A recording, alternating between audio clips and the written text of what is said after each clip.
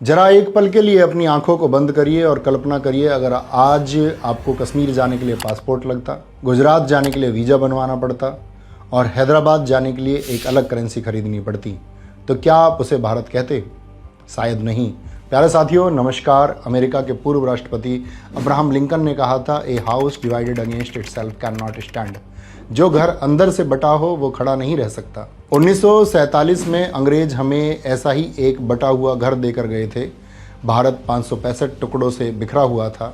हर राजा का अपना कानून, अपनी सेना और अपना अहंकार था। दुनिया के बड़े बड़े विद्वान कह रहे थे कि भारत एक देश के रूप में 5 साल भी नहीं टिक पाएगा, लेकिन उन विद्वानों को यह नहीं पता था कि भारत की मिट्टी में एक ऐसा इंसान खड़ा है जिसका इरादा हिमालय से भी ऊंचा और संकल्प लोहे से भी सख्त है, जिसने एक हाथ में संविधान और दूसरे हाथ में कठोरता लेकर उन 565 टुकड़ों को जोड़कर एक संपूर्ण भारत का नक्शा बना दिया।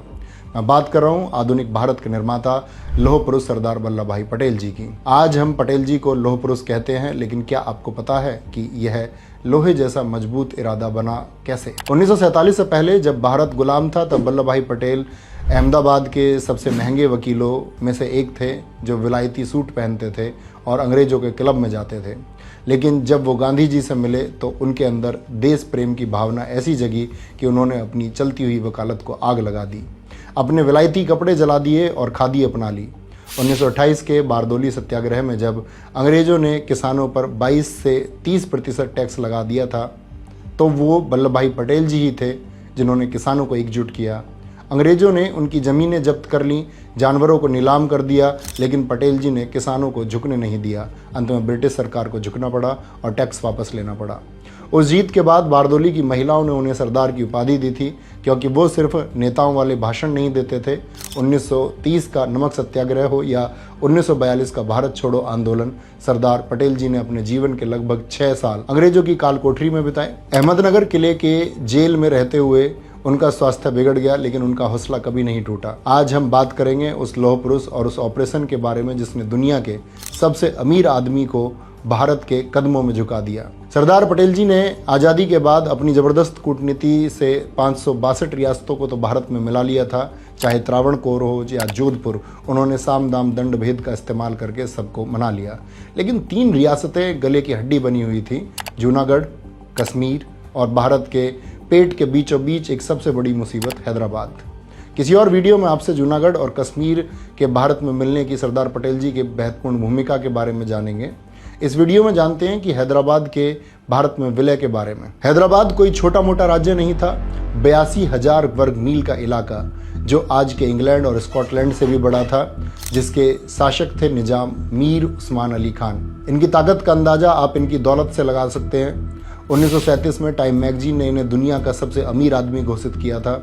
उस दौर में अमेरिका जैसी सुपर पावर की पूरी जीडीपी लगभग 90 से 100 बिलियन डॉलर थी और अकेले निजाम की नेटवर्थ 2 बिलियन डॉलर से ज़्यादा थी।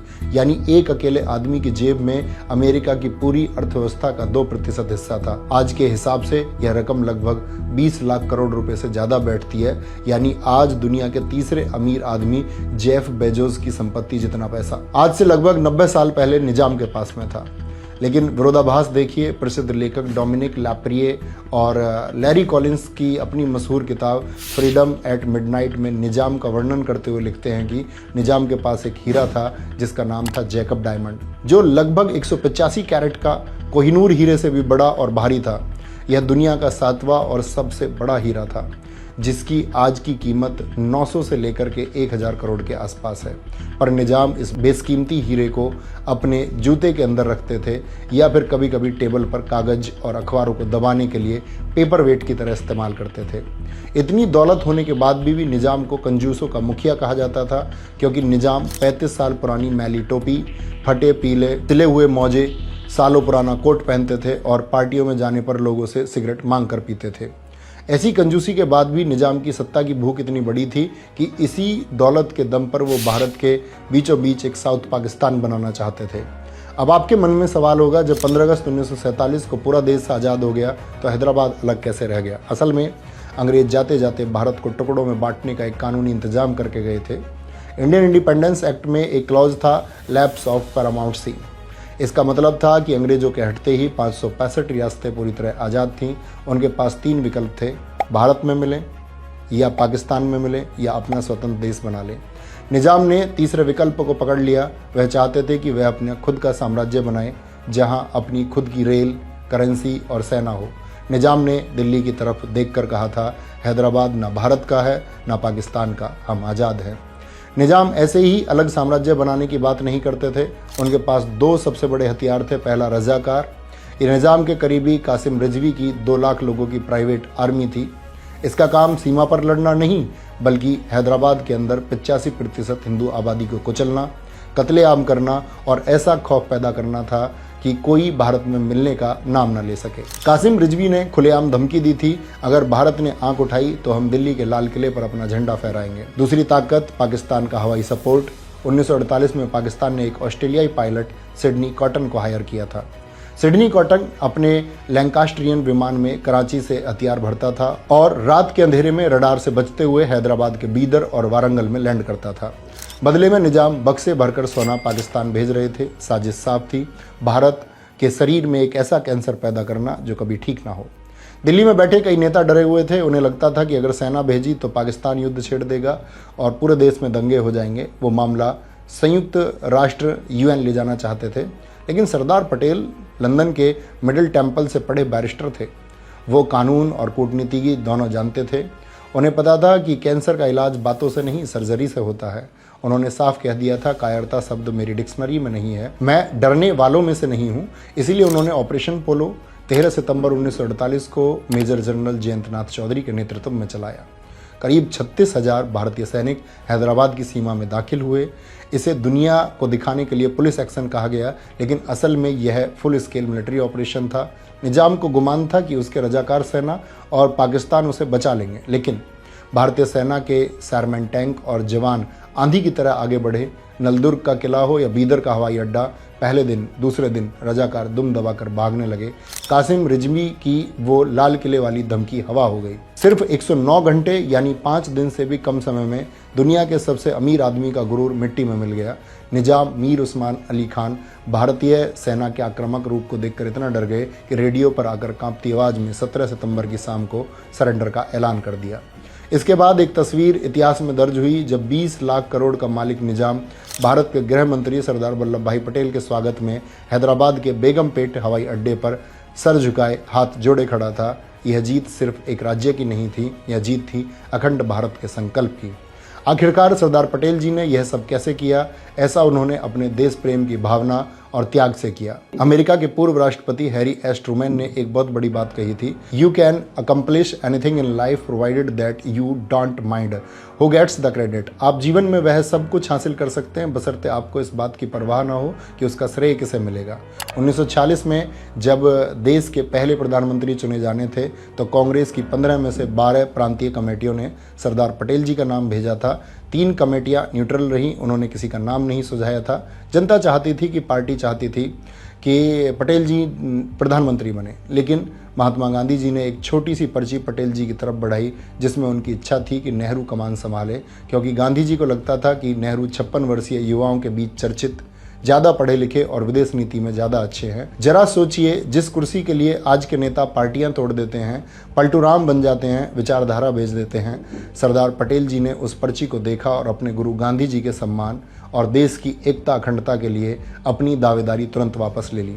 पटेल जी ने 4 बार अध्यक्ष पद 1929, 1936, 1939 और एक बार 1946 में अध्यक्ष पद और PM पद को ठोकर मारी, सिर्फ इसीलिए ताकि देश और कांग्रेस पार्टी में फूट ना पड़े। आचार्य चाणक्य जी ने भी कहा है कि त्याग के बिना नेतृत्व संभव नहीं है। लेकिन दोस्तों जरा ठहरिए, मैं आपको यह बातें इतिहास पढ़ाने के लिए नहीं बता रहा हूँ, मैं यह बातें आपको इसलिए बता रहा हूँ क्योंकि आज जब मैं देश की संसद को देखता हूं तो मेरा सिर शर्म से झुक जाता है।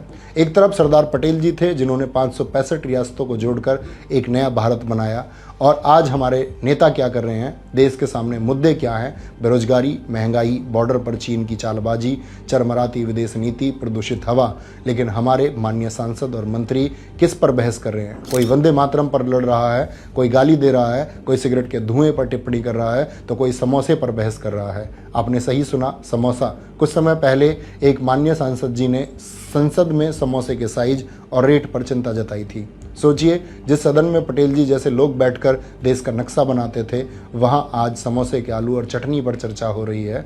आपको जानकर हैरानी होगी कि संसद को चलाने के लिए 1 मिनट का खर्च 2.5 लाख रुपए आता है। अगर संसद एक दिन 10 घंटे चलती है तो 15 करोड़ रुपए प्रतिदिन लगभग खर्च होते हैं। यह पैसे किसके हैं? किसी नेता मंत्री के नहीं, यह पैसे आपके और हमारे टैक्स के पैसे हैं। आज के नेता मुद्दों की बातों पर बहस करना छोड़कर सारी बेतुकी बातें करते हैं और एक दूसरे पर चिल्ला चिल्ला कर रौब जमाने की कोशिश करते हैं। एक कहावत है ना, धोता चना बाजे घना। आज का नेतृत्व ऐसे ही शोर के बीच में दब गया है। आज हम कहीं ना कहीं ऐसे लोगों के ही प्रभाव में आकर विभाजित हो रहे हैं, जातियों में, धर्मों में, भाषाओं में। हम भूल गए हैं कि हम इंसान हैं, हमारे अंदर भावनाएं हैं। शायद पटेल जी ने एक इंसान को इंसान समझा था, इसीलिए उन्होंने राजाओं को, नवाबों को, गरीबों को, अमीरों को, अलग अलग समुदायों को, सबको जोड़ करके एक भारत बनाया था। आज 15 दिसंबर है। आज ही के दिन 1950 में भारत के यह लोह पुरुष हमेशा के लिए शून्य में विलीन हो गए थे। पटेल जी जो देश के पहले गृह मंत्री, उप प्रधानमंत्री और सूचना प्रसारण मंत्री रहे, जिन्होंने पूरे देश का खजाना भर दिया, उन्होंने अपनी जेब खाली रखी। जब वो गए तो उन्होंने अपने परिवार के लिए न बंगला न गाड़ी कुछ नहीं छोड़ा। उनके बैंक खातों में करोड़ों नहीं, बस 260 रुपये मिले। आज ऐसे पद का नेतृत्व करने वाले नेताओं के पास कौन सी सुख सुविधाएं नहीं हैं? इस बारे में ना पूछो तो ही सही है। ऐसे नेता आज ऐसे लोगों को अपना दोस्त बताते हैं जिसके बारे में बताया ही नहीं जाता। तो आज मेरी आपसे एक बड़ी अपील है, साथियों, महापुरुषों की बड़ी बड़ी मूर्तियां बनाना अच्छी बात है, ये हमारे सम्मान का प्रतीक है, लेकिन हम उन मूर्तियों के पीछे छिपकर देश के असली मुद्दों को भूल जाएंगे तो यह उनका सम्मान नहीं, अपमान होगा। सरदार पटेल जी को याद करने के लिए किसी छुट्टी की जरूरत नहीं है। उन्हें याद करना है तो अपने विवेक को जगाइए, सवाल पूछिए उन लोगों से जो देश को तोड़ना चाहते हैं। मजबूत बनिए, सिर्फ शरीर से नहीं, चरित्र से, क्योंकि देश बड़ी बड़ी बातों से नहीं, समस्याओं को सुलझाने से चलता है। याद रखिए, इतिहास गवाह है, पद और कुर्सियां जिन्ना और हिटलर को भी मिली थी, लेकिन ये एक देश को देश नहीं बना पाए थे। यह मत देखिए कि कौन सा नेता कितना अच्छा भाषण देता है, यह देखिए कि कौन देश को जोड़ रहा है और कौन देश को तोड़ रहा है। अपने प्रतिनिधि के रूप में चुनाव उसका करिए जिसे चुनने के बाद आपको गर्व हो, शर्मिंदगी नहीं। तय आपको करना है कि आप एक जागरूक नागरिक बनेंगे या फिर एक भीड़ का हिस्सा। जय हिंद, जय मां सरस्वती।